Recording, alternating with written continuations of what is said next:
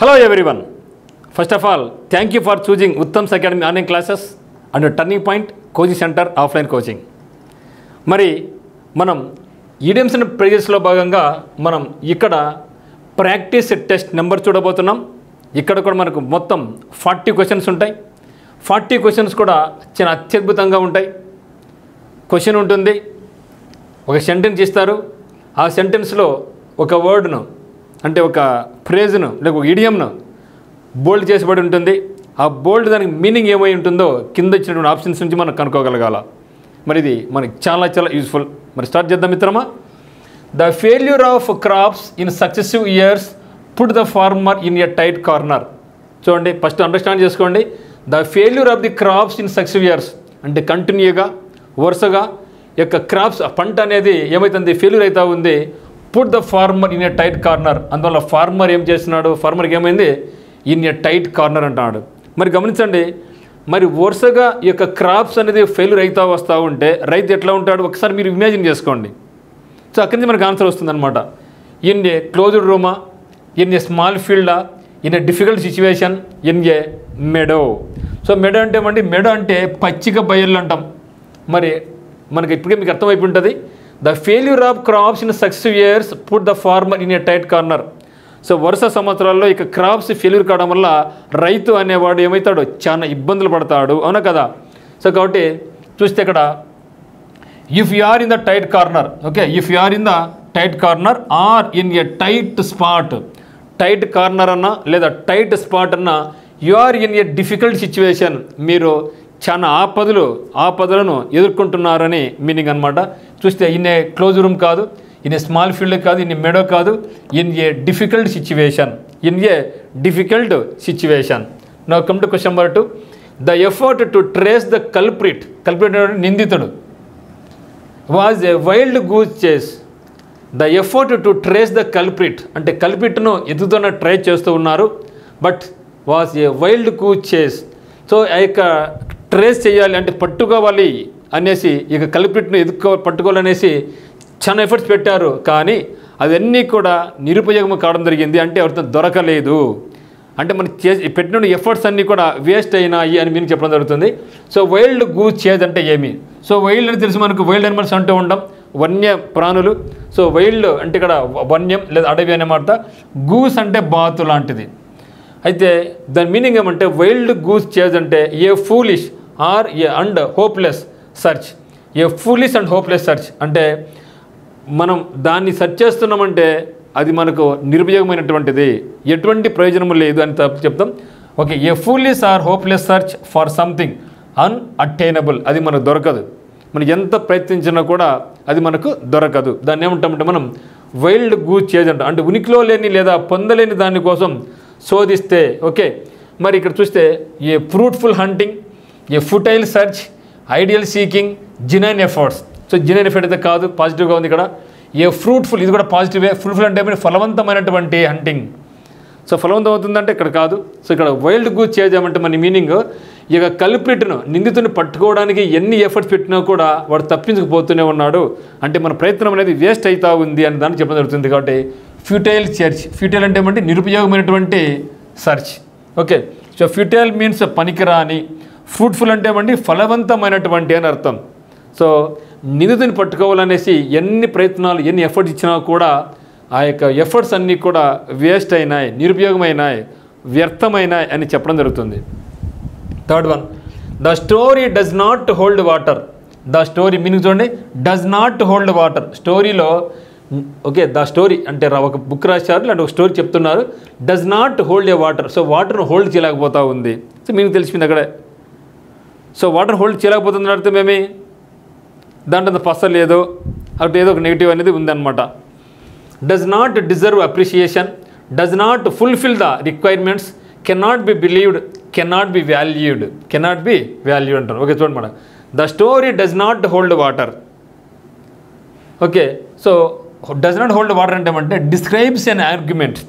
Describes an argument, వాదన లేదా narrative అంటే వివరించేది. దట్ ఈజ్ నాట్ లాజికల్, అది లాజికల్గా లేదు. డస్ నాట్ మేక్ సెన్స్, అది సెన్సిబుల్గా లేదు. ఈజ్ నాట్ రీజనబుల్, అది రీజనబుల్గా కూడా లేదు అని చెప్పడం. ఓకే, కాబట్టి డస్ నాట్ హోల్డ్ వాటర్ అంటే మనకేమి that is not illogical, that does not make sense, not reasonable అని చెప్తున్నారు. మరి చూస్తే does not deserve appreciation, does not fulfil the requirements, cannot be believed. So answer is equal మనకు cannot be believed. So that is not a sense కదా. Okay, does not sense, does not logical కాబట్టి cannot be believed.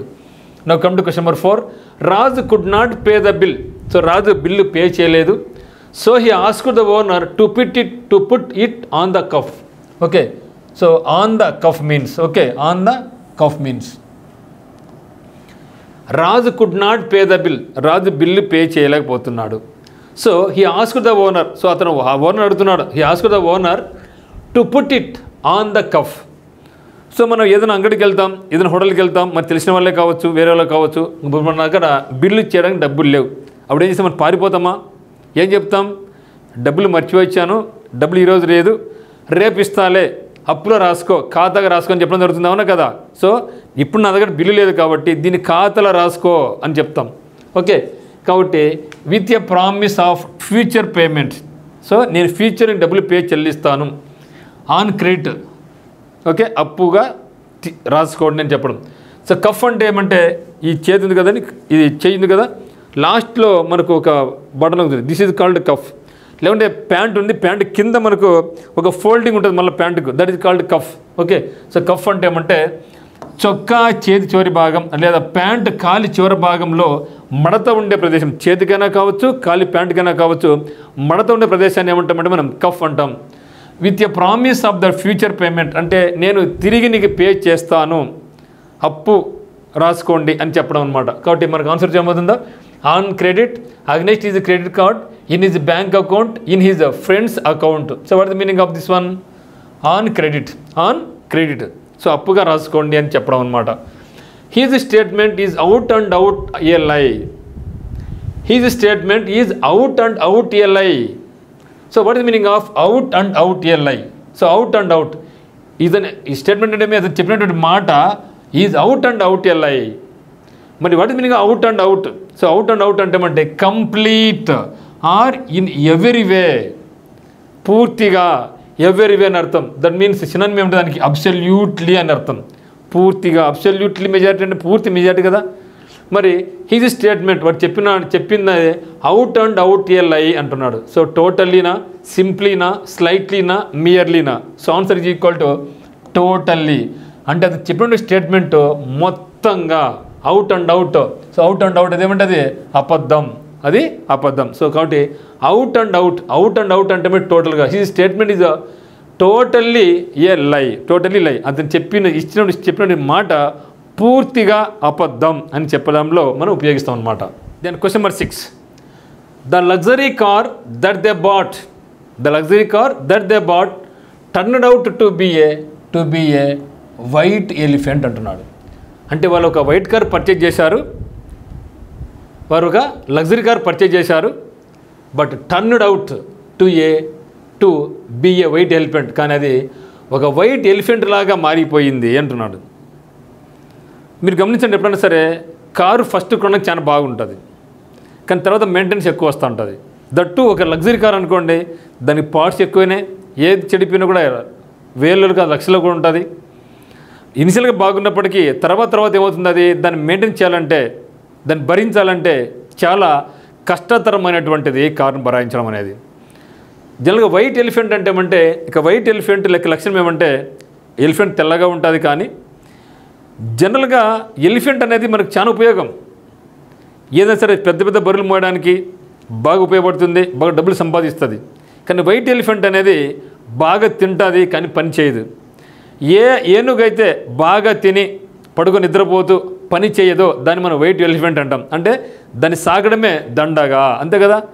Food తింటూ ఉంటుంది కానీ పని చేయనప్పుడు మనకు waste కదా, మన పోను మనకి ఏమవుతుంది, బడ్డన్గా తయారవుతుంది. కాబట్టి సో వైట్ ఎలిఫెంట్ అంటామంటే తెల్ల ఏనుగు అనేది భారమైనటువంటి ఆస్తి లేదా భారమైనటువంటి పెట్టుబడి, దాని నుంచి మనకి ఎటువంటి తర్వాత ప్రతిఫలము ఉండదు. A waste of money because it is completely useless. Okay, a heavy burden దీనికి ఇంకొక పేరు ఏమంటే ఆల్బత్రాస్ అరౌండ్ ద నెక్ అని కూడా అంటాం. ఆల్బత్రాస్ అరౌండ్ ద నెక్. సో ఆల్బత్రాస్, ఇక ఆల్బత్రాస్ అనేది ఏమంటే ఇక సముద్రంలో సంచరించే ఒక పెద్ద పక్షి మనం ఆల్బత్రాస్ అంటాం. అది మెడ చుట్టుంది అనుకోండి, మనం మొయ్యలేక దాన్ని మనం మొయ్యలేక అలసిపోతూ ఉంటాం. అంటే అనవసరమైనటువంటి ఖర్చు బర్డెన్ చెప్పడం అనమాట. కాబట్టి వైట్ ఎలిఫెంట్ అన్నా ఆల్బత్రాస్ అరౌండ్ ద నెక్ అన్నా సేమ్ ఇన్ మీనింగ్. సముద్రంలో సంచరించే ఒక తరహా బ్రహ్మాండమైన పక్షిని ఏమంటామంటే మనం ఆల్బత్రాస్ అంటాం. ఈ యొక్క పెద్ద పక్షులన్నీ మనం మెడలో వేసుకుంటే అది మన బరువే కదా, అట్లా గుర్తుపెట్టుకుంటే మనకి ఈజీగా ఉంటుంది. కాబట్టి ఈ యొక్క తెలియని కంటే ఏమంటే అది heavy burden, a rare article, useful mode of transport కాదు, costly or troublesome position. Okay, ఇది మనకు చాలా ఖర్చు ఎక్కువ మరియు ట్రబుల్సమ్ కూడా. దాన్ని పొజిషన్ అంటే దాన్ని మోయడం కూడా చాలా ట్రబుల్ అని చెప్పడంలో దీన్ని ఉపయోగిస్తాం. ఓకే, సో వైట్ ఎలిఫెంట్ అంటే ఏమండి భారమైనటువంటి, ఓకే, హెవీ బర్డన్ అని చెప్పడం జరుగుతుంది. సో పొసెషన్ అంటే ఏమంటే ఎనీథింగ్ ఓన్డ్ ఆర్ పొసెస్డ్, కలిగి ఉన్నటువంటిది, కలిగి ఉండు లేదా స్వాధీనం చేసుకొని, ఇది మనకు అనవసరము, వేస్ట్, బర్డన్ అని అర్థం. If you are fair and square in your work you will definitely prosper. If you are fair and square in your work, నువ్వు ఒకవేళ నీ వర్క్లో ఫెయిర్గాను స్క్వేర్గాను ఉంటే యూ విల్ డెఫినెట్లీ ప్రాస్పర్, నీకు ఖచ్చితంగా మంచి జరుగుతుంది, నువ్వు అనుకుని నెరవేరుతుంది. అంటే మనకు పాజిటివ్ స్టేట్మెంటే కదా అది. సో పాజిటివ్గా ఉంది. ఓకే, అంటే నువ్వు యొక్క వర్క్లో నువ్వు ఫెయిర్ అండ్ స్క్వేర్గా ఉంటే ఖచ్చితంగా నువ్వు డెఫినెట్లీ నీ ఫ్యూచర్లో అంటే ప్రాస్పర్గా ఎదుగుతావు, మంచిగా నువ్వు ఉంటావు అని చెప్తారు. యాక్టివ్గానా, ఆనెస్ట్గానా, బిజినెస్ లైకా, అథారిటేటివా, ఎట్లుంటే మనం ఆనెస్ట్గా ఉంటే ఏదైనా సరే మీ యొక్క వర్క్లో మీరు ఆనెస్ట్గా ఉంటే ఖచ్చితంగా మీరు వృద్ధిలోకి వస్తారు, దీని ఎటువంటి డౌట్ లేదు. కాబట్టి విత్ అబ్సల్యూట్ అక్యురసీ, లేకుంటే honestly and straightforwardly without cheating. Okay, so కాబట్టి మీరు కూడా ఎవరిని కూడా మోసించుకోకుండా ఆనెస్ట్గా నీతి నిజాయితీగా ఉంటే, స్ట్రైట్ ఫార్వర్డ్గా ఉంటే ఖచ్చితంగా మీ యొక్క వర్క్లో మీరు వృద్ధి సాధిస్తారు. 8th one, there is no love lost between any two neighboring countries in the world. ఇది మనకి టెస్ట్ 1లో కూడా రావడం జరిగింది. ఏ రెండు పక్క కంట్రీస్ కూడా మిత్రులుగా ఎప్పుడూ ఉండరు, ఎప్పుడు కూడా వాళ్ళ మధ్య రైవలరీ ఉంటుంది, పోటీతత్వం ఉంటుంది, కొట్టుకుంటూ ఉంటారు, తిట్టుకుంటూ ఉంటారు, ఫైట్ చేసుకుంటూనే ఉంటారు. So no love lost between. Okay, what is meaning of no love lost between? Stop loving, not on good terms, forming a group, have a good understanding. గుర్తుపెట్టుకోండి, ఏ రెండు కంట్రీస్ తీసుకున్న ప్రపంచంలో, ఇండియా పాకిస్తాన్ కావచ్చు, చైనా ఇండియా కావచ్చు, China Taiwan కావచ్చు, China Mongolia కావచ్చు, Russia మరి ఇప్పుడు ఉక్రెయిన్ కావచ్చు, ఇరాన్ ఇజ్రాయెల్ కావచ్చు, ఇవన్నీ కూడా దీని పరిస్థితి ఎప్పుడు చూసినా కయ్యాన్ని కాలు దూతూనే ఉంటాయి. సో కాబట్టి దీని యొక్క మీనింగ్ మనకి ఏం చెప్పనంటే స్టాప్ లవింగ్గా, నాట్ ఆన్ గుడ్ టర్మ్స్. ఏ రెండు కంట్రీస్ కూడా వాళ్ళిద్దరి మధ్య మంచి అండర్స్టాండింగ్ ఉండదు. Then the heavy downpour played havoc in the coastal area. So downpour ఏంటండి కుంభవర్షం, కుంభవృష్టి. సో కుంభవృష్టి కురిసింది. Played havoc in the coastal area, ఇక్కడ తీర ప్రాంతాలు ఏమైతే చాలా హెవీగా కుండపోత వర్షాలు కురిస్తే మరి కోస్టల్ ఏరియాస్ ఏమవుతాయి? సో అది అడుగుతున్నాడు. ప్లేడ్ హవోక్ అంటే ఏమి? Caused destruction, caused diseases, caused floods, caused hardship. మరి చూడండి, హెవీగా వర్షాలు కురిస్తే తీర ప్రాంతాలన్నీ కూడా ఎట్లా ఉంటాయి అంటున్నాడు. సో దాని మీనింగ్ ఏమంటే ప్లేడ్ హవోక్ అంటే టు కాజ్ ఖయాస్. ఖయాస్ అంటే ఏమంటే గందరగోళంగా, కష్టాలు. ఆర్ డిస్ట్రక్షన్, నాశనం కాదు, destruction or both. So both. To cause great damage, చాలా పెద్ద ఆపద జరుగుతుంది, పెద్ద విపత్తు జరుగుతుంది అని చెప్పడం, డిజాస్టర్ లాగా. So caused destruction, caused destruction. Destruction అంటే ఏమండి చాలా ఇబ్బందులు పడతారు, చాలా ప్రదేశాలు నాశనం అయిపోతాయి, ఆస్తి నష్టం జరగచ్చు, ప్రాణ నష్టం కూడా జరగచ్చు. సో దాని మీనింగ్లో మనం కాబట్టి ప్లేడ్ హవోక్ అంటే ఏమంటే caused destruction, caused destruction. To have A green thumb means, to have A green thumb. What meaning of green thumb? Green thumb గ్రీన్గా ఉందంట. సో గ్రీన్ థంబ్ అంటే ఏమి? ఓకే, సో గ్రీన్ థంబ్ ఏమంటే టు బి గ్రీన్ కదా, greenery అని గుర్తుపెట్టుకోండి. Thumb అంటే button వేలు. సో గ్రీన్ థంబ్ ఏమంటే కొందరికి గార్డెనింగ్ అంటే చాలా ప్రేమ. అంటే తన చుట్టూ కూడా చెట్లు ఇవన్నీ చాలా పచ్చగా ఉండాలని, పొద్దున్న లేస్తేనే చెట్లను బాగా చూసుకోవడం, వాటి నీరు పోస్తూ ఉండడం, వాటి బాగా సాగుతూ ఉంటారు. అంటే వాళ్ళు ఎప్పుడు ఏ పంట వేయాలి, దేన్ని వేస్తే అది బాగా వృద్ధిలోకి వస్తుందని ఎప్పుడు ఆలోచిస్తూ ఉంటారు. అంటే వాళ్ళకు గార్డెనింగ్ మీద మంచి అభిరుచి ఉంటుంది, పంటలు బాగా పండించాలని కోరిక కూడా ఉంటుంది. సో అటువంటి వాళ్ళని ఏమంటామంటే మనం గ్రీన్ థంబ్ అంటాం. So green, so to be very good at gardening, to be very good at gardening. మరి చూడండిగా, వన్స్ నెయిల్స్ ఆర్ పెయింటెడ్ గ్రీనా, వన్ ఈజ్ ఆర్టిస్టికా, to have a natural interest in gardening. Okay, answer మనకు to have a natural interest in gardening. ఎవరికైతే న్యాచురల్గా స్వతహాగా gardening చేయాలని interest ఉంటుందో వాళ్ళని ఏమంటామంటే మనం గ్రీన్ థంబ్ అంటాం, గ్రీన్ థంబ్ అంటాం. Then the poet drew on his fancy, the poet drew on his fancy, not his knowledge of nature, when he wrote his poem on boards. Then what is the meaning of drew on his fancy? So fancy, drew on his fancy. So the meaning of drew on his fancy means used his imagination. So use his imagination. So poet అనేవాడు ఎప్పుడు కూడా imagine చేసుకుంటూ ఉంటాడు. ఇట్లా రాస్తే కవిత బాగుంటుందా, ఎట్లా story రాస్తే బాగుంటుంది, ఎట్లా ప్రజలను ఆకట్టుకోవచ్చు అని కూడా అన్నీ కూడా ఇమాజిన్ చేసుకుంటూ ఉంటాడు. So imagination. Painters draw on their fancy in there sketches and paintings. మీరు గమనించండి, పెయింటర్స్ కూడా పెయింట్ వేస్తున్నప్పుడు నేను ఏ పెయింట్ ఎక్కడ వేస్తే ఏ రకంగా గీస్తే మిగతా వాళ్ళు బాగా ఇష్టపడతారు, ఓకే, ఏ స్కెచ్ను ఉపయోగించాలి, ఏ పెయింట్ని ఉపయోగించుకుంటే జనాలు బాగా ఆకట్టుకోవచ్చు ఈ యొక్క ఆర్ట్ అని ఆలోచిస్తూ ఉంటారు. అంటే అన్నీ కూడా ఇమాజిన్ చేసుకుంటూ ఉంటారు అనమాట. Then drew on his fancy means used his understanding, used his knowledge, used his imagination, used his skills. What is meaning used his imagination అనేది మన యొక్క ఆన్సర్ అనమాట. Then my neighbour had to pay through his nose for a brand new car. My neighbour had to pay through his nose for a brand new car. మా పక్కింటోడు ఒక brand car కొనుక్కున్నాడు, కానీ దానికి ఏం చేశాడు, pay through his nose, pay through his nose, అతని ముక్కు ద్వారా స్పెండ్ చేశాడు. మీరు గమనించండి, ముక్కులోంచి ఎంత చీమిడి వచ్చినా కూడా మనం చీజ్ పక్కన వేస్తూ ఉంటాం, వస్తాంటే వేస్తూ ఉంటుంది. అంటే ఆ విధంగా డబ్బు ఖర్చు పెట్టాడని అర్థం. So pay through the nose అంటే చీమిడి వస్తుంది పడేస్తాం, వస్తుంది పడేస్తూ ఉంటాం. అంటే ఆ విధంగా విచ్చలవిడిగా ఖర్చు పెట్టాడు, అధికంగా ఖర్చు పెట్టాడు. సో మా పక్కింటోడు ఒక బ్రాండ్ కారు కోసం డబ్బులు ఎక్కువ ఖర్చు పెట్టాడు అని మీనింగ్లో మనం to pay through his nose ఉపయోగిస్తాం. Okay, to pay too much money for something. Okay, pay huge loans, pay a reasonable price, pay an extremely high price. Okay, pay an extremely high price. Okay, high price spend చేస్తే దాన్ని ఏమంటామంటే మనం pay through his nose అంటాం. Question number 13. Very ambitious people do not like to rest on their laurels.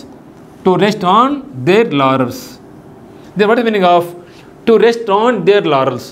Very ambitious people అంటే ambition ఉండేవాళ్ళు, లక్ష్యం ఉండేవాళ్ళు, goal ఉండేవాళ్ళు. People they do not like, వాళ్ళు దేని లైక్ చేయరంట, to rest on their laurels, to rest on their laurels.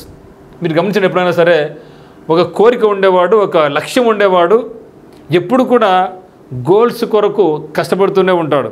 అతను ఎప్పుడు కూడా మధ్యలో ఆపడు, ముందుకు వెళ్తూనే ఉంటాడు. ఓకే, అదే అంటారు డు నాట్ లైక్, వాళ్ళు రెస్ట్గా ఉండడం వాళ్ళకి ఇష్టం లేదు అని చెప్తున్నాడు ఇక్కడ.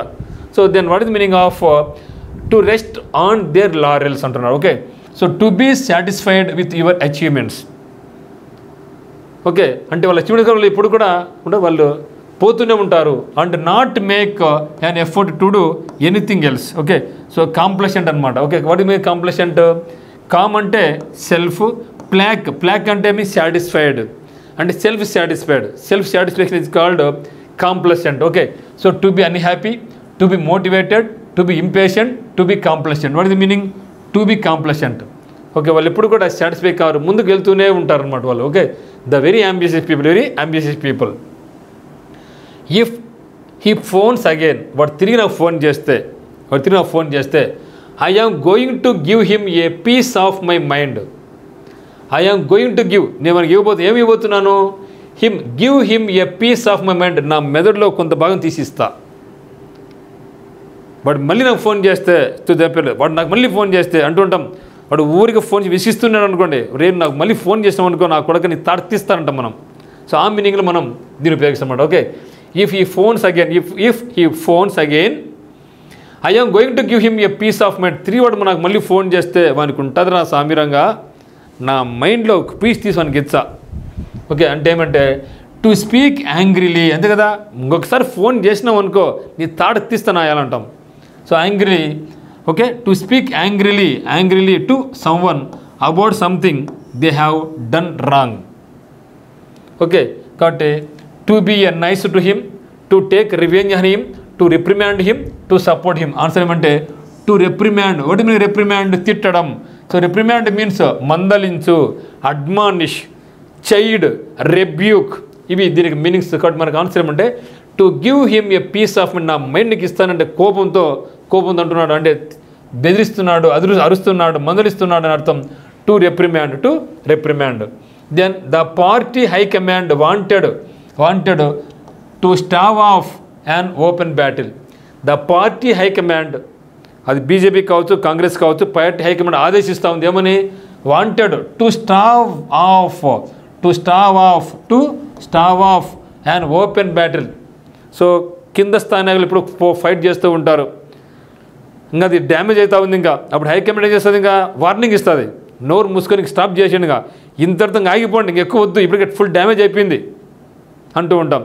పెద్ద వాళ్ళకి ఆస్తుల గొడవలు కానీ అదేమిటి కూడా ఇంకా మనకు వార్నింగ్ చేయడం, to stave off and open battle. So ఓపెన్గా కొట్టాడుకోవద్దు, ఇంకా ఆపండి అని హై కమాండ్ ఇంట్లో పెద్ద కానీ లేదా ఒక పార్టీ అధినాయకత్వం కానీ చెప్తుంది అనమాట. ఏమని, to stave off and open battle. ఇంకా ఓపెన్ బ్యాటిల్ వద్దురా, ఓపెన్ మీరు ఫైట్ చేస్తున్నారు, ఇంకో సార్లు ఆపండి అని చెప్పడం. Okay, to prevent something bad from affecting you for a period of time.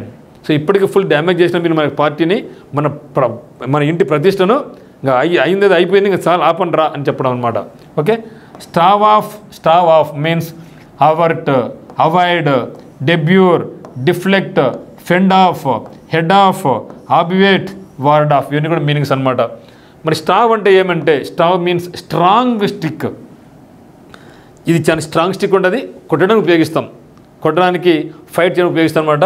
So stave means strong stick, especially one that is used as a weapon ఉపయోగిస్తారనమాట. ఇప్పుడు చెప్పండి, పోస్ట్ పోన్ అంటే వాయిదా, వెయిట్ అండ్ సీ చూద్దాం అని ఆలోచించాం, ఇంకా fight ఎక్కువైపోతుంది. Allow it to take its own course. So prevent. Okay, ఏం చేయమని మనం, ప్రివెంట్, నిరోధించాలంగా. Okay, wanted to prevent an open battle, ఇంకా దాన్ని ఆపలు చూస్తూ ఉంది. Ramesh takes after his father. Okay, Ramesh takes after his father అంటే రమేష్ వాళ్ళ నాన్నలాగా ఉన్నాడు అని అర్థం ఇక్కడ.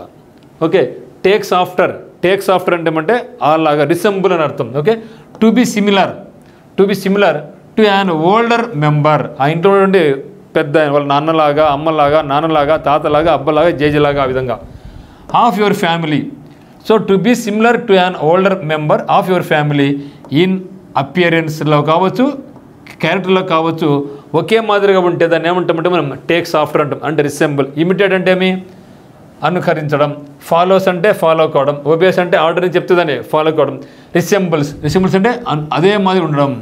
ఇమిటేట్ అంటే అనుకరించడం. రిసెంబుల్ అంటే ఏమి, అదే మాదిరి లక్షణాలు, వాళ్ళకి నడవడం, ఫేస్ వన్ లాగా అదే లక్షణాలు, అదే క్యారెక్టర్ ఉంటే దాన్ని ఏమంటామంటే మనం టేక్స్ ఆఫ్టర్ అంటాం. ఓకే, టేక్స్ ఆఫ్టర్ అంటాం. ఓకే, కాబట్టి resemble. Then they made no bones about acknowledging their debt to his genius. They made no bones about acknowledging their debt అంటే అప్పు, to his genius. What is the meaning of made no bones? So made no bones అంటే act or speak frankly about something without hesitation or evasion. So ఓపెన్గా మాట్లాడడం, ఏది కూడా దాచకుండా, దాపరికం లేకుండా మాట్లాడడం. So ఓపెన్గా ఉండడం, ఫ్రాంక్గా మాట్లాడితే దాన్ని ఏమంటామంటే మేడ్ నో బోన్స్ అంటాం. So did not have any hesitation in, did not have any faith in, demanded compensation for, had problems in. So what the meaning, did not have any hesitation, ఎటువంటి hesitation లేకోకుండా, అంటే ఓపెన్గా అని అర్థం. Then it is evident from the minister's statement that heads will roll in a secretariat. It is evident from the minister's statement, అంటే minister ఒక statement ఇవ్వడం జరిగింది, ఒక మాట చెప్పినాడు. దాని నుంచి మనకి ఏమర్థమైంది, ఎవిడెంట్ ఏమొచ్చిందంటే that heads will roll in the secretariat. సెక్రటేరియట్లో హెడ్స్ అని ఏమైందంట, హెడ్స్ విల్ రోల్, తలకాయలు తిరుగుతాయంట, తలకాయలు తిరుగుతాయంట. అంటే తలకాయలు తిరుగుతాయంటే అర్థమేమి, ఇక్కడ తలకాయ ఇంకోసారి పోతే ఇంకోసారి తలకాయ ఇంకోసారి పోతా ఉంటుంది, అంటే ట్రాన్స్ఫర్ అయిపోతూ ఉంటారు అని అర్థం. హెడ్స్ ఆన్ రోల్ అంటే people will be dismissed or forced to resign, someone will be severely punished. Okay, సెక్రటరీలో ఉండే వాళ్ళకి ఈ యొక్క మినిస్టర్ స్టేట్మెంట్ ఏం చెప్పిందంటే మీరందరూ కూడా పని సరిగ్గా చేయకపోతే మీకు ఉంటుంది చూడు అని వార్నింగ్ ఇవ్వడం. ఓకే, ఇక్కడ హెడ్స్ విల్ రోల్, హెడ్స్ అంటే తలకాయలు ఏమైతే రోల్ అవుతున్నాయి అంటే మీ పారిపోతున్నాయని గుర్తుపెట్టుకో. People will be dismissed or forced to resign, పని చేయలేదు కదా అక్కడ మీరు వెళ్ళిపోండి, ఇక్కడ నుంచి రిజైన్ చేసేయండి. So some one will be severely punished అన్న దాంట్లో హెడ్స్ విల్ రోల్ అని ఉపయోగిస్తుంది, హెడ్స్ విల్ రోల్ అని ఉపయోగిస్తుంది. Okay, transfers will take place. Okay, transfers will take place, transfers will take place. Okay, then heads will be cut off, people will be die, dismissal will occur. Okay, so transfer will take place, the people will be dismissed or forced, కాబట్టి dismissals. Okay, ఏముంది, dismissals will be occur, dismissals will be occur. So కాబట్టి మనకు heads will roll means dismissals will occur. ఇక్కడ ఏమన్నాడు, transfers will take place అంటే కాదు కదా. So dismissal will occur అనేది మనకు కరెక్ట్ ఆన్సర్ అనమాట. Then during the last moments of his life the criminal made a clean breast of everything he had done. So ఇది మనకు టెస్ట్ 1 కూడా రావడం జరిగింది. అతను చివరి క్షణంలో మేడ్ ఏ క్లీన్ బ్రెస్ట్ అని చెప్పడం జరిగింది. అక్కడ ఇక్కడ ఏం చెప్తున్నాడు, doing the last moments of his life అంటే ద క్రిమినల్ ఒక నేరం చేసిన వాడు తనకి చివరి క్షణాలలో made a clean breast of everything he had done. అతను చేసినటువంటి అన్నీ కూడా అదేమైతే చేశాడు అవన్నీ కూడా ప్రతిదీ కూడా ఏం చేశాడు, made a clean breast of అంటున్నాడు. మరి ఏం చేశాడు, షోడ్ హిజ్ బ్రెస్టా, చూపించాడా, బ్రెస్ట్ని చూపించాడా, ఫాట్ లైక్ ఏ హీరోగా ఫైట్ చేశాడా, కన్ఫెస్డ్ వితౌట్ రిజర్వ్, ఫేస్డ్ బ్రేవ్గా ఉన్నాడా. సో కాదు కదా, కన్ఫెస్డ్ వితౌట్ రిజర్వ్, సో అంతా కూడా చెప్పేశాడు, ఓపెన్ అప్ అయ్యాడు అని అర్థం. కాబట్టి మనకు made a clean breast of, made a clean breast of అంటే కన్ఫెస్డ్ వితౌట్ రిజర్వ్, సో ఏది కూడా దాచుకోకుండా అంతా కూడా రివీల్ చేశాడు, అన్నీ కూడా ఒప్పుకున్నాడు అని మీనింగ్ అనమాట. Then she tries very hard to keep up with her rich neighbors. She tries very hard to take up with her rich neighbors. Then what is the meaning of to keep up? So to keep up means to go or make progress at the same rate as others. Okay, to go or make progress at the same rate as others. So మిగతా ఏ విధంగా అయితే progress చేస్తున్నారో మీరు కూడా అదే ప్రోగ్రెస్ని సాధిస్తే దాన్ని ఏమంటాం మనం, కీప్ అప్. మనం చెప్తాం కదా, ఒక అభ్యర్థి ఒక స్టూడెంట్ మంచి మార్క్స్ సాధించాలనుకోండి మనం ఏం చెప్తాం, కీప్ ఇట్ అప్ అని అంటాం. కీప్ ఇట్ అప్ అంటే ఏమంటాం, నువ్వు ఇట్లాగే కొనసాగు, ఇంకా బాగా చదువు అనేసి. కానీ ఇక్కడ కీప్ అప్ అంటే, టు కీప్ అప్ అంటే ఏమి, to imitate, to keep in touch, to avoid, to be on par. So వాటి మీద పారలల్ లైన్స్, ప్యారిటీ అంటే ఈక్వాలిటీ, ప్యారలల్స్ అంటే సమాంతర రేఖలు ఉంది కదా మనకు. కాబట్టి పార్ మీన్స్ ఈక్వల్ కాబట్టి టు బీ ఇన్ పార్, కాబట్టి to go or make progress at the same rate as others. So మిగతా వాళ్ళు ఎట్లయితే చేస్తున్నారో నువ్వు అదే రేట్తో ప్రోగ్రెస్లో ఉంటే దాన్ని ఏమంటాం మనం, కీప్ అప్ అంటాం. ఓకే, అభ్యర్థి అదే కదా, మార్క్స్ ఎక్కువ వచ్చాయనుకోండి ఏంటో మనం కీప్ ఇట్ అప్ అంటాం. కీప్ ఇట్ అప్ అంటే ఇక్కడ మనకు టు కీప్ అప్ ఉంది. He did not tell me directly, ఇప్పుడు నాకు డైరెక్ట్ చెప్పలేకపోయినాడు, but reading between the lines I think he is not happy with them. He did not tell me directly, but నాకు అంత చెప్పలేదు, కానీ reading between the lines but I think he is not happy with them, కానీ నేను అనుకుంటున్నా వాడు వాళ్ళతో హ్యాపీగా లేడు. Then reading, what is meaning of reading between the lines, ఇది కూడా మనకు నెంబర్ 1లో వచ్చింది. So reading between the lines ఏమి, లైన్ టు లైన్ చదవండి అని గుర్తుపెట్టుకోండి మీరు అని అర్థం. ఓకే, లైన్ చదివితే మనకు ఈజీగా అర్థమైపోతుంది అనమాట. రీడింగ్ స్లోలీ అండ్ హ్యాస్టిలీనా కాదు కదా, understanding the sense rather than the actual words. ఇది understanding the sense rather than the actual words. మనం అంటూ ఉంటాం, మరి వాడిని పూర్తిగా చదవనరా, వాడు మంచిగా చెడ్డరు తెలుస్తుందిరా, ఊరికి పైపని చదవద్దురా, మరి పూర్తి చదువు తెలుస్తుంది అంటాం. అంటే రీడింగ్ బిట్వీన్ ద లైన్స్ అంటే understanding the sense rather than the actual words అనమాట. Then 22 Gopi works by fits and starts. Gopi works by fits and starts.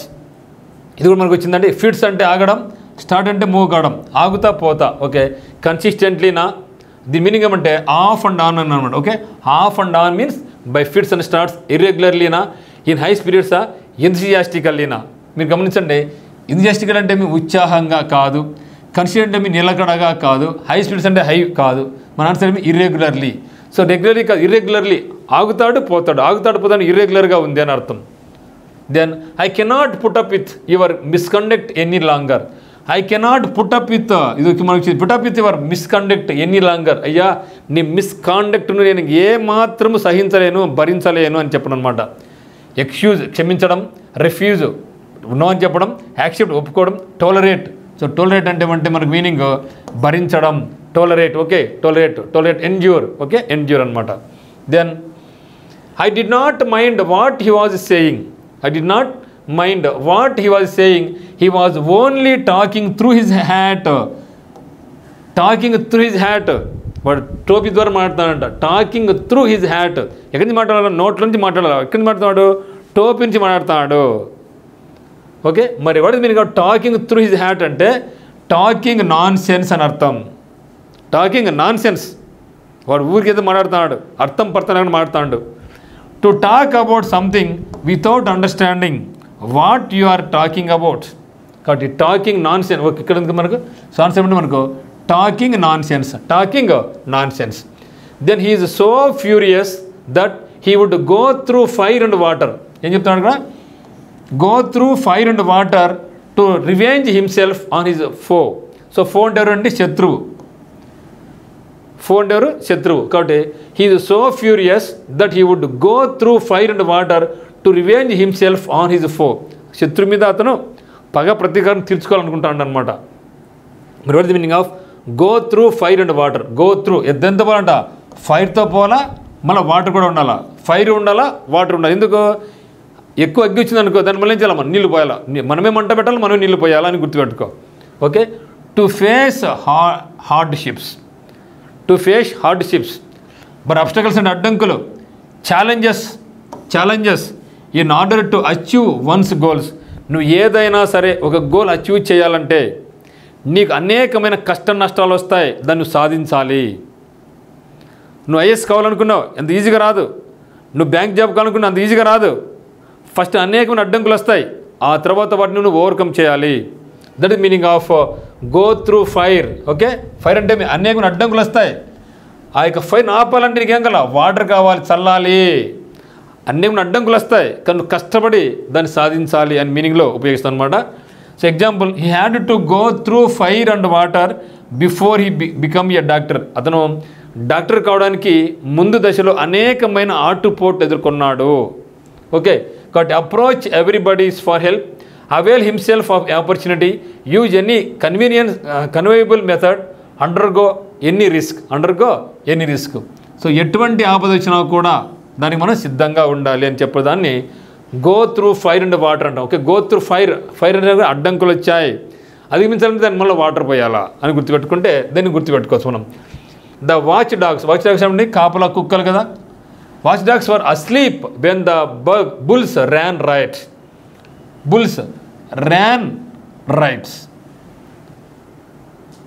The watch dogs were asleep, నిద్రపోతాయంట కుక్కలు, నిద్రపోతాను ఎప్పుడు? When the bulls ran riots. The what is meaning of ran riots. Okay, so watch dog అంటే ఏమండి? Watch dog means a dog kept to guard private property. మన ఇంట్లో ఉంటుందండి, ఇంటి బయట కుక్క ఉంటుంది, ఎందుకు? అది కాపలాగా ఉంటుంది, కాబట్టి watch dog. If the people run riots they behave in a way that is not controlled, running in all directions, all being noisy or violent. చూడ ఏం చెప్తున్నాడు? If people run riots they behave in a way that not control, వారిని control చేయలేం. Running in all directions, అన్ని చుట్టూ పరిగెడుతూ ఉంటారు. Being noisy or violent, అది శబ్దాలు చేస్తూ వైలెంట్గా బిహేవ్ చేస్తూ ఉంటారు. Behave cleverly, acted without restraint, wandered aimlessly, had the best of time. So what the meaning? Acted without restrain అనేది మనకి meaning. Then 27, in spite of the immense pressure. Immense అంటే ఏమంటే అధికమైనటువంటి ప్రెజర్, అధికమైన ఒత్తిడి.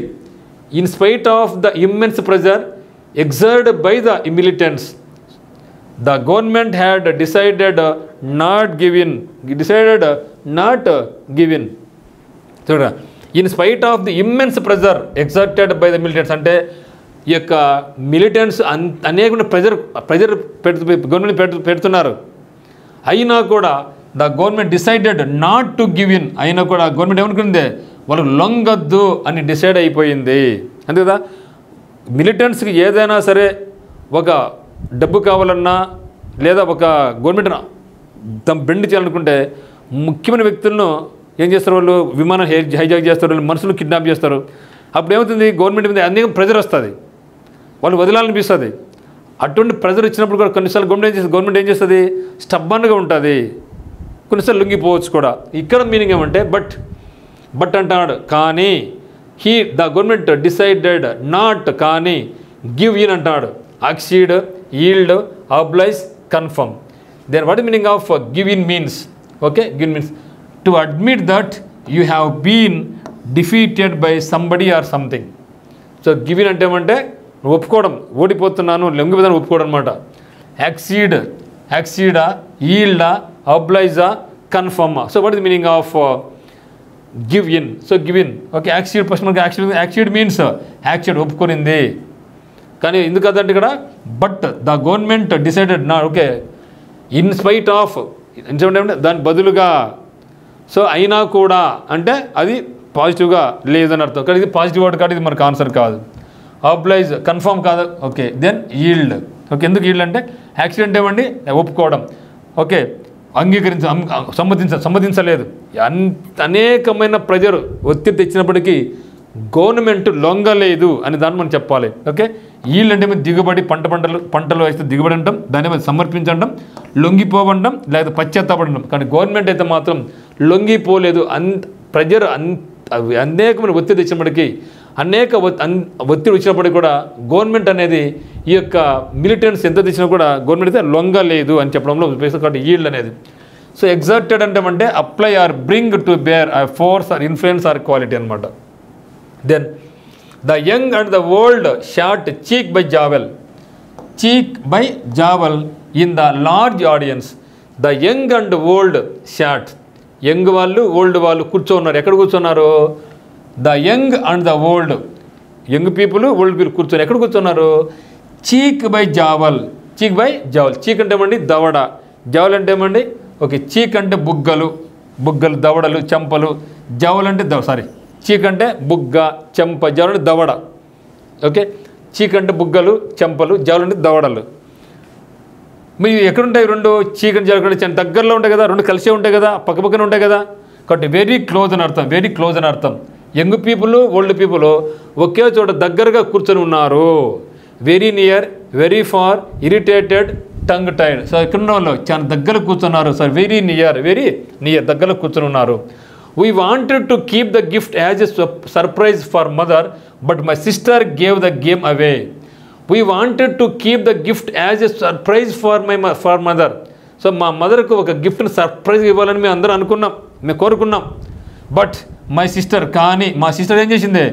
గేవ్ ద గేమ్ అవే, కానీ gave the game అవే చేసింది. మీరు గమనించిన ఎప్పుడైనా సరే, ఒరే ఈ విషయాన్ని మన అమ్మకి చెప్పొద్దు అనుకుంటాం. అమ్మకి సర్ప్రైజ్ చేయాలా, బర్త్డే కదా, మరి ఏదైనా గిఫ్ట్ చేసాం, కానీ అమ్మకి మనకు చెప్పదు, సీక్రెట్గా ఇచ్చి అమ్మకి సర్ప్రైజ్ చేయాలనుకుంటాం. కానీ మనం ముగ్గురు ప్లాన్ వేసుకుంటాం, టక్కున ఒకసారి ఆ సీక్రెట్ ఏమైతే రివీల్ చేస్తాం, పొరపాటు చెప్పేస్తాం. That is the meaning of gave the game away. Okay, spoil the surprise. మనం ఏమైతే అనుకున్నామో సర్ప్రైజ్ను స్పాయిల్ అయిపోయింది, చెప్పబడింది. ఇట్స్ ఏ సీక్రెట్, చాలా secret. But so don't give the game away, will you? ఇది మీరు చాలా సీక్రెట్, మరి ఇది ఎవరికి చెప్పొద్దు, నువ్వు ఓకేనా అని అడగడం అనమాట.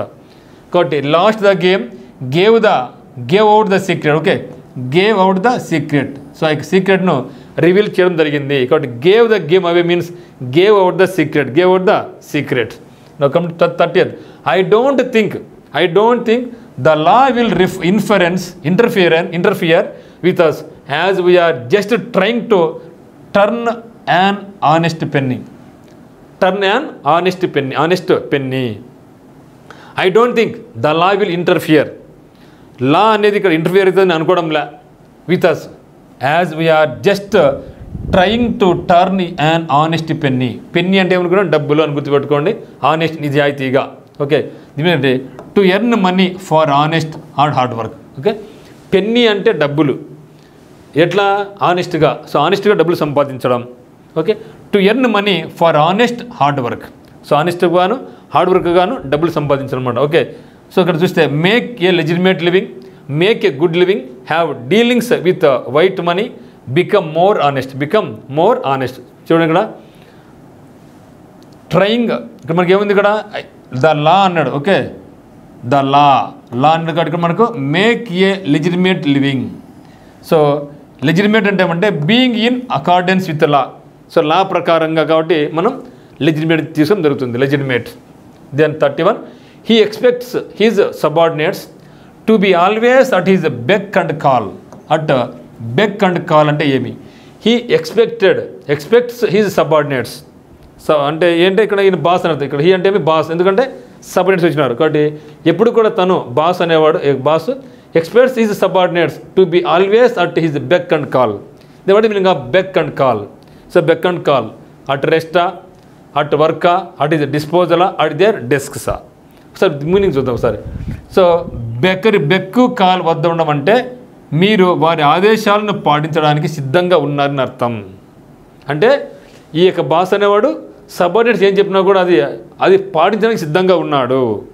జనరల్గా బాస్ చెప్పింది సబార్డినేట్స్ వినాలి. ఇక్కడ సబార్డినేట్ వాళ్ళు కూడా ఉన్నాడు అనమాట. ఓకే, అది okay, to be ready to follow their orders or be at their service. మీరు ఇప్పుడు చూద్దాం.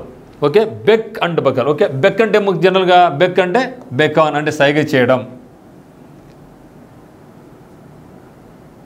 అంటే he expects his subordinates to be always at his beck and call. అంటే ఒక బాస్ అనేవాడు తన సబార్డినేట్స్ ఏం చెప్పినా కూడా వాళ్ళ తల ఊపుతారు అని అనుకుంటున్నాడు. అదే కదా చెప్పేది ఇక్కడ. ఒక బాస్ అనేవాడు తన కింద పనిచేసే వాళ్ళను ఏమి ఆదేశించినా కూడా వాళ్ళు తన మాటలకు ఎదురు చెప్పకుండా తల ఊపుతారు అని చెప్పడం. Okay, beck and call. Okay, beck అంటేమి, బెకాన్ అంటేమి సైగ చేయడం. To call or signal to a person usually by a wave or nod. తల ఇట్లా ఊపడం, ఎస్ నో ఎస్ అని తల ఊపడం. ఓకే, కాబట్టి at his disposal means avail for whatever one needs. Okay, we had plenty of money, మా దగ్గర దండి డబ్బులు ఉంది. At our disposal. Do you need some help, నీకైనా డబ్బులు అవసరం ఉందా?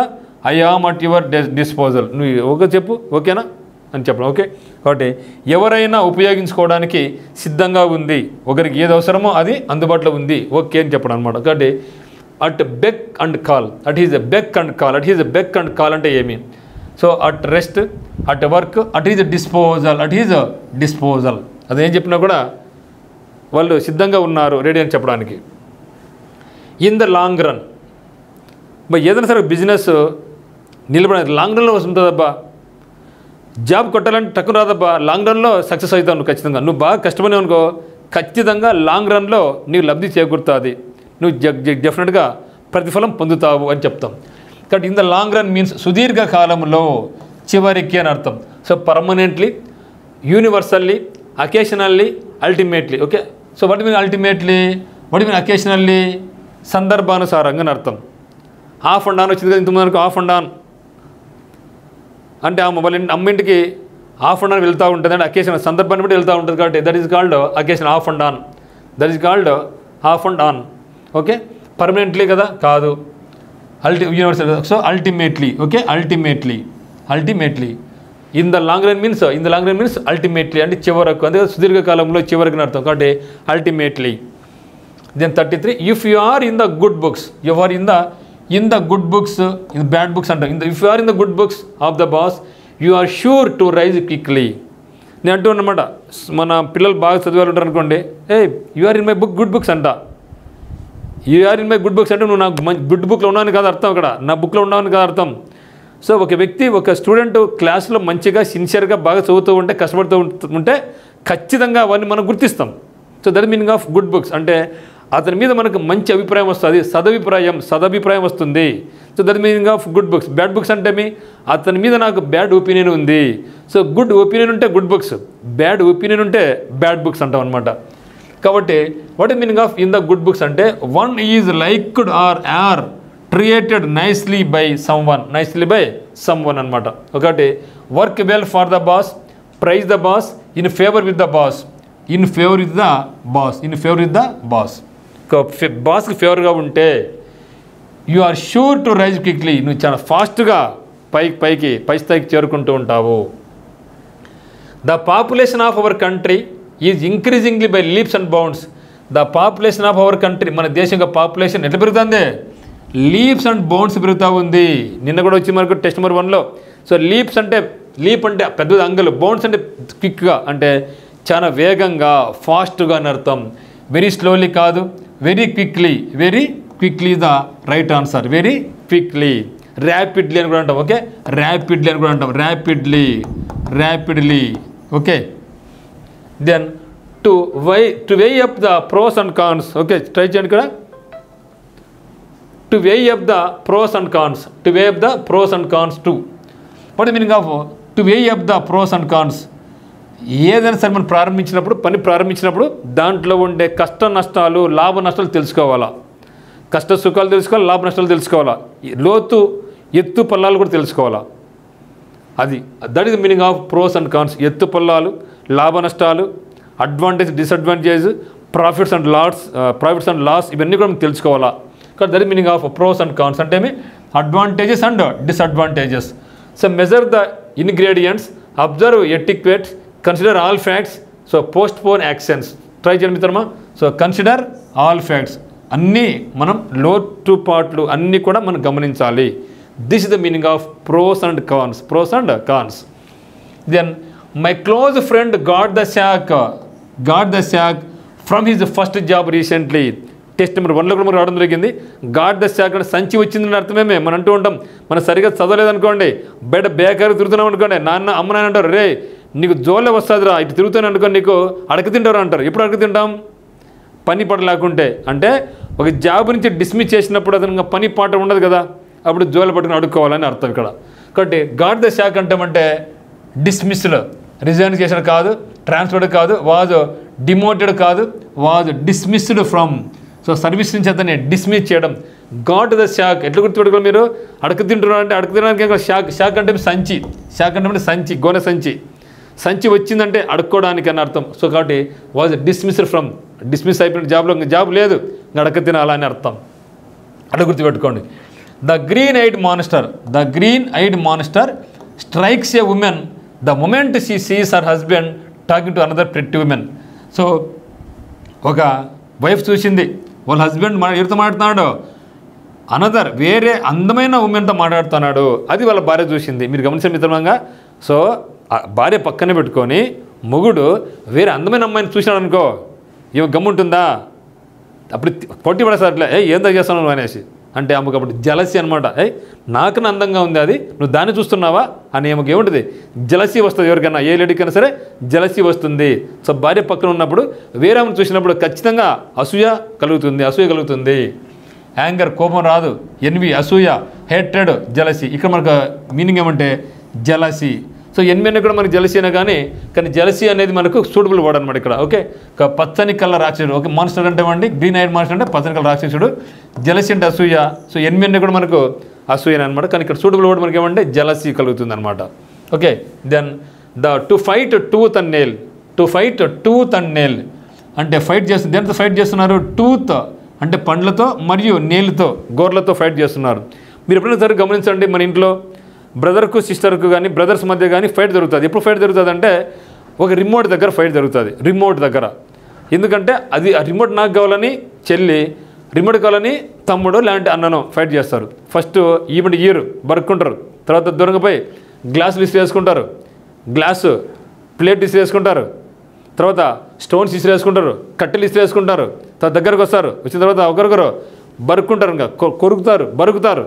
అంటే అన్ని రకాలు ఉపయోగించుకుంటున్నారు. అంటే కొట్టుకుంటున్నారు, రాళ్ళు వేసుకున్నారు, ప్లేట్లు వేసుకున్నారు, గ్లాసులు వేసుకున్నారు, కట్టెలతో కొట్టుకున్నారు, లాస్ట్కు బరకడం కొరకడం చేస్తారు. ఓకే, టూత్ బరుకుతున్నారు, ఓకే, టూత్ పళ్ళతో కొరుకుతున్నారు, నెయిల్స్తో బరుకుతున్నారు. అంటే వాళ్ళు అన్ని అవకాశాలు ఉపయోగించారు. దేనికోసం?